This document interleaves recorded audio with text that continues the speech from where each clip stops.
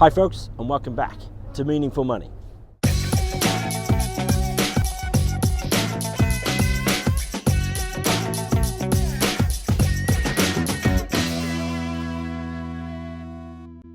Okay, I'm still here on Long Rock Beach talking about equity release. What a thing to do on Long Rock Beach. We talked last time about home reversion plans, time before that about lifetime mortgages. Before we move on in the series, I wanted to address a particular concern that comes up, particularly with lifetime mortgages, where you are borrowing money, as the name suggests, on the value of your property and paying interest on it, but usually the interest rolls up. And very often that can be a concern to people doing these types of plans. So I want to deal with that with some real figures. As ever though, before we get into it, I must thank my good friends down here in the bottom right. That's 7 Investment Management, who sponsor this show, and I'm very grateful to them for doing so. So, if interest is rolling up, surely the loan is just going to get bigger and bigger and bigger. Compound interest is working against you this time. It's adding to your debt every month. You're paying interest on interest. God forbid, what a terrible idea. I'll never entertain such a thing. Well, hopefully, if I can put some real figures in it, it can help to dispel some of the concerns about that. Now, there's a rule of thumb that if you are paying 7% interest on a loan and the interest is rolling up, it'll take roughly 10 years for the amount you owe on your mortgage to double.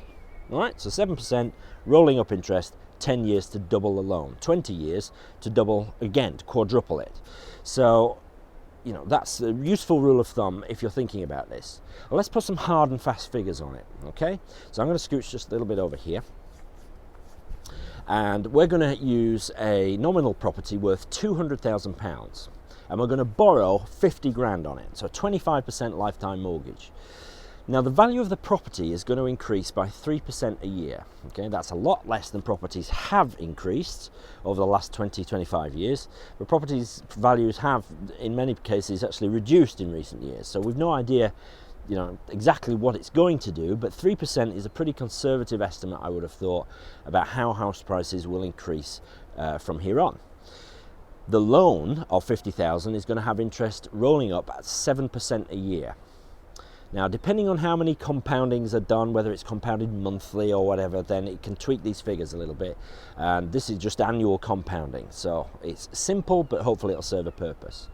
So you've got a £200,000 house, a £50,000 mortgage, which means you have equity, so it's your bit of the house left, of $150,000 at day one.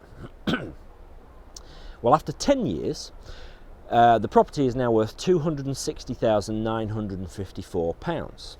The loan outstanding is £91,922, which means your equity now is worth £169,031. So actually, your equity has gone up. You're in a slightly better position than you were in day one after 10 years. But remember, there's no inflation to take into account here. So that $169,000, which is your equity in the property, will have excuse me, been eroded in real terms. So at the end of 20 years, your property is now worth £350,701 approximately.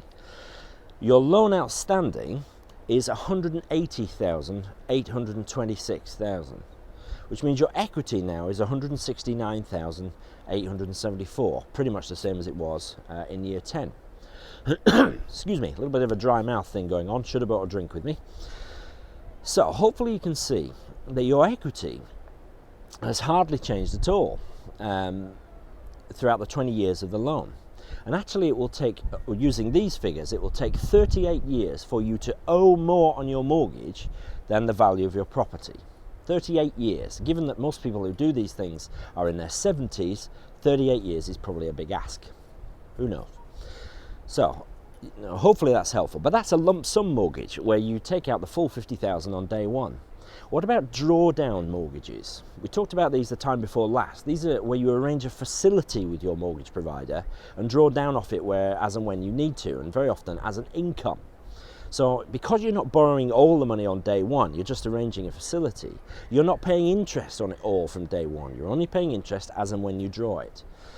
So let's look at those figures. So this is a £50,000 facility again, but you're just going to draw off it at £2,500 a year. So it's going to take 20 years to erode the facility. Well, at the end of year 10, again, the property is worth £260,954. The loan, though, is only 34,541, okay, which means your equity is 226,413. So, you know, that's not really made much of a dent in your equity. In fact, your equity is significantly more. But, you know, you've had that benefit of that extra income from the mortgage provider, but your equity, the value of the property in your estate, is still increasing.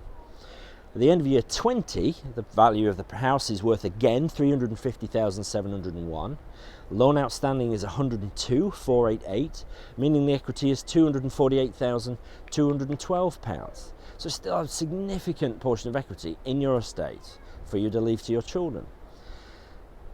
So there's two kinds of lifetime mortgage there, and hopefully in both cases you can see that as long as the property value increases, you know, the damage done by the compounding interest on the loan is held at bay a little bit.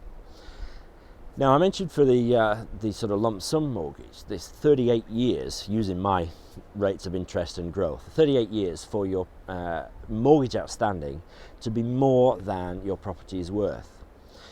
Well, actually, that's extremely unlikely to happen, not only because it'll take a long time, but also because there is something, a wonderful scheme called SHIP, S-H-I-P, the Safe Home Income Plans scheme. And one of the benefits of that scheme is something called the No Negative Equity Guarantee. It's a guarantee that you can never owe more than your property is worth. So I'm going to talk about that and all the other benefits of SHIP in the next video. So thank you for watching this one. Please leave any questions or comments about the calculations or whatever under the video, either on Facebook or on YouTube or on the site itself. I'll do my best to answer them. Thanks for watching, and I'll see you next time.